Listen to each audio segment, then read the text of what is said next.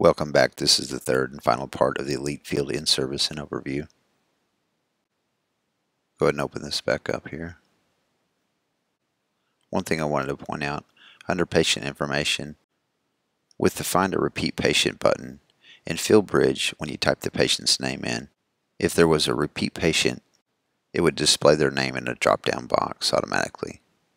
With Elite, even if you type the patient's name in first, and you click on Find a Repeat Patient button, it doesn't automatically populate that person's name into the search criteria. You have to go in and enter some information into one of the search criteria boxes, like say the patient's last name. And then over to the right, hit the search button. And then it will display a list of the patients meeting that search criteria. Then to select the patient you want, just click on the arrow box over here to the right. Alright, let's go ahead and close this out. Let's move down here to the Signatures tab.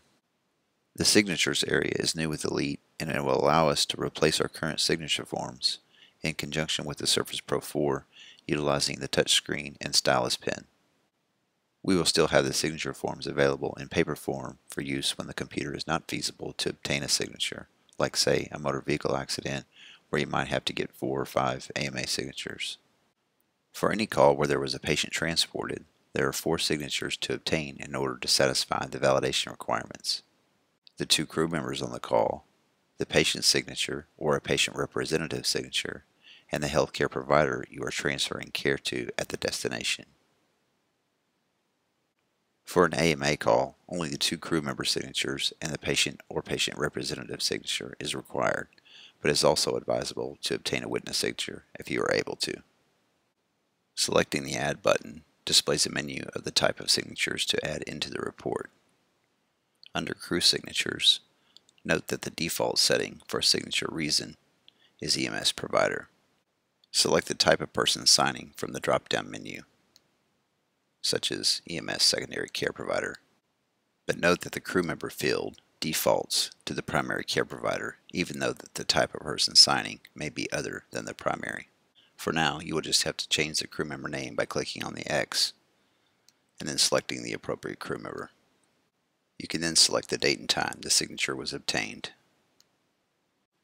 Note that the signature status for crew members is set to signed. I will show you more on the signature status in just a minute. Then using the stylus pen, you can sign the report within the given box. Then you must click the OK button up at the top to enter the signature into the report.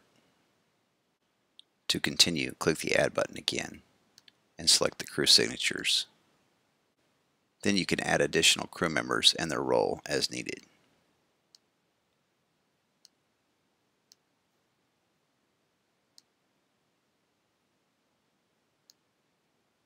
Note that the validation status is updated as you complete the entries. Alright, next we need to add a patient signature. When you add a patient signature for patients being transported, the default reason is set to permission to treat, permission to transport, and the HIPAA acknowledgement release, with the signature statement listed here below. In other templates like the AMA refusal of care, the default reason is set to refusal of care, and the appropriate signature statement corresponds with the reason for the signature.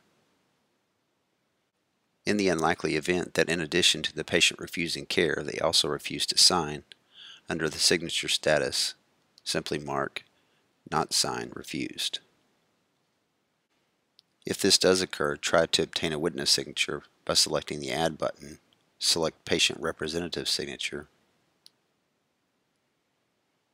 Then under the signature reason, you can add Patient Refused.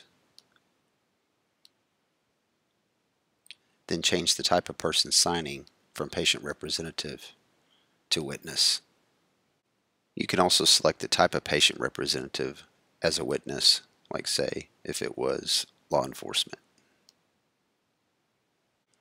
Then enter the date and time and the first and the last name of the person signing. The signature status will be marked to sign, and the witness can sign in the box below.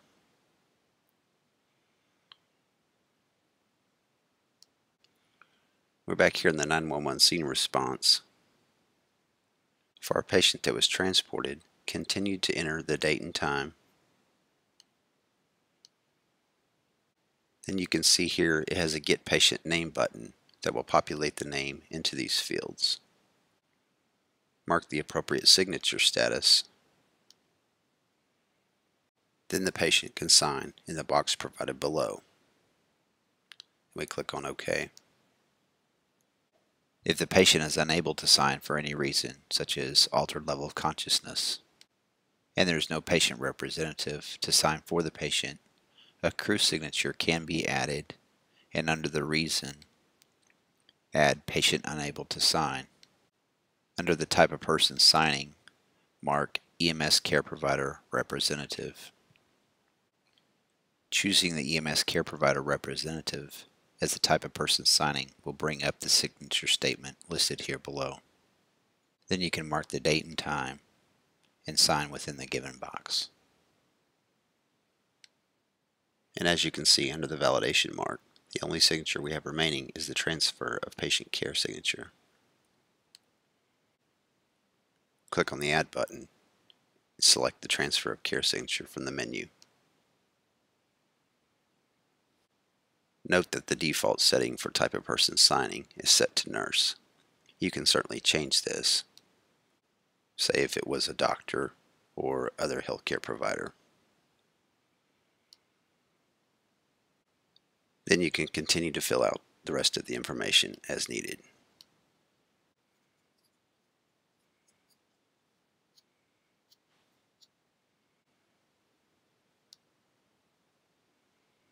Then as you can see, all of the validation requirements for signatures has been satisfied.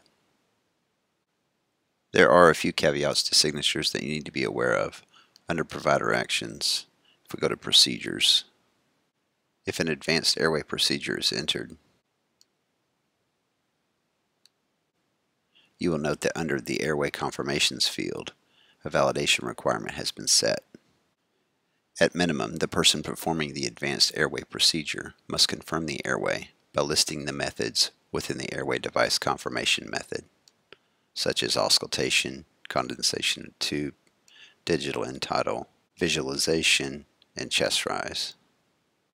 Then when you click OK to complete the entry, you notice that the validation requirement has been satisfied, and nothing under the Signatures tab has any additional validation requirements.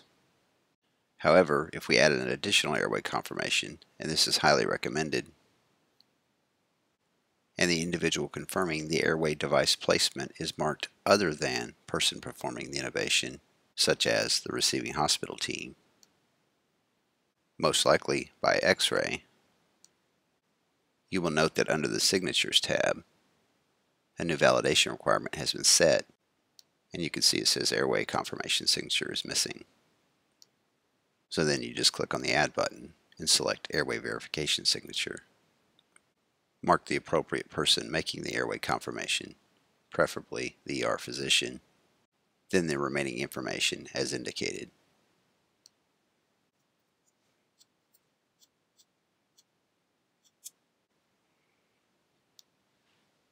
Obviously, you will need to obtain the additional airway verification signature prior to leaving the receiving facility. Typically, the ER physician will order a portable X-ray fairly early to confirm the tube placement. However, they may choose to perform a revisualization of the larynx to confirm the tube is in place. However the method is used, or even if they do not make a confirmation other than the methods already in place, such as the end-tidal or breath sounds, please make sure to be somewhat diplomatic in your attempts to have the physician sign. They may tell you they are too busy, or they may just be reluctant to sign anything until absolute confirmation is made. Whatever the case, simply ask nicely and accept whatever decision they make in this regard, then document accordingly. You can always add this confirmation into the report, and under the signature status, mark the appropriate choice, such as not signed, refused, or no access to obtain signature. As you can see, the validation requirement no longer includes the signature box when these choices are selected. At the very least, your documentation will indicate your attempt to verify the airway, in addition to the verification performed by the crew member who placed the airway. If this scenario does occur, I would also document this into the narrative.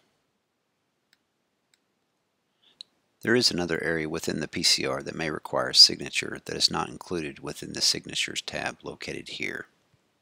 If we go up to Provider Actions and under Medications, if a medication is entered and the medication is a controlled substance, you will note that a validation requirement has been set in the Controlled Substances field.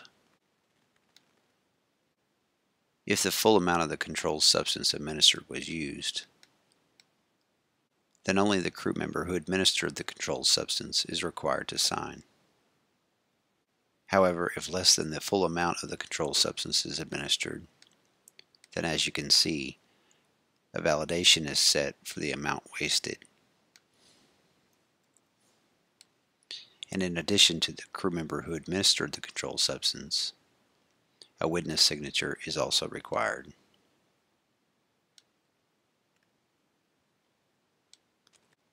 Upon completion of your report, you can select the Print tab at the top of the screen and then select the Comprehensive Pre-Hospital Care Report. It is advisable to do this after each report is completed, prior to posting the report, to check for errors and to ensure all elements of the report are as you want them to appear. As you can see, in addition to the standard information within a PCR, the report generated includes any signatures made for controlled substance administration, as well as the crew member, patient, and transfer of care signatures located at the bottom of the report.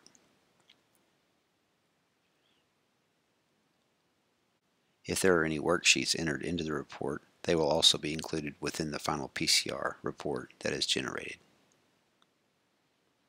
This concludes the Elite Field in-service. Thank you for your patience. Please feel free to get one of the Surface Pro 4 computers from the supervisor's office and log into Elite and begin to familiarize yourself with the features that you hopefully learn within this training course. After you are comfortable with Elite, please complete a PCR with the given scenario provided in the Moodle training course, and upon completion, notify a supervisor who will sign you off for completion of training. Thank you and have a great day.